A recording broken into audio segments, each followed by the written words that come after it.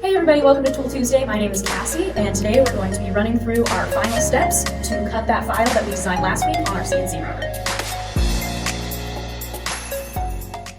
I've already got my file pulled up here so that I can reference it as I'm setting up my job on my CNC. And then I've also already got my board screwed down to my bed. This board can go anywhere on this bed because we are going to set our origin points. So our CNC is going to know exactly where this piece is going to be cut.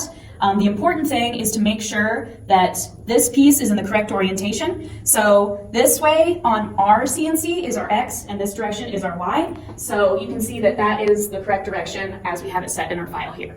Now I'm actually going to bring the CNC closer to me so that I can change the bit.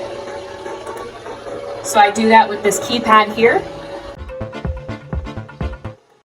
These wrenches here are what we use to change our bits, and these are attached to the safety key that engages and disengages the spindle so that the spindle will never turn on as we are changing our bit.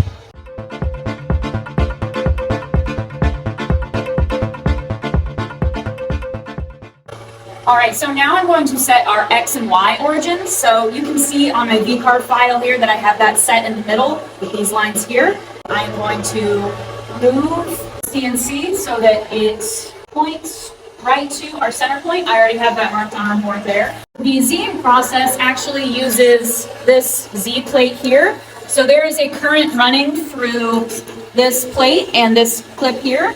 So I put this plate down here and then clip this to my bit or my collet. So we're going to run a process and it's going to know, it's going to move down automatically and it's going to know when those touch and it's going to know exactly where our material is. When this screen comes up, I have to start my spindle manually by pressing this green button here.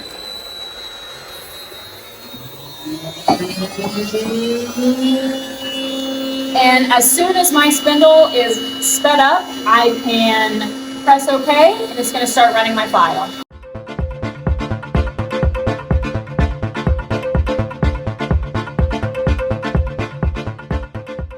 Now that our cut is done, we have this cool little engraved MPG sign right here.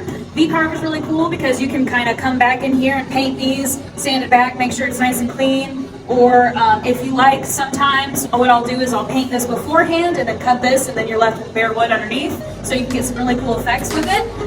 Thanks for tuning in with us on Tool Tuesday and we'll see you next week.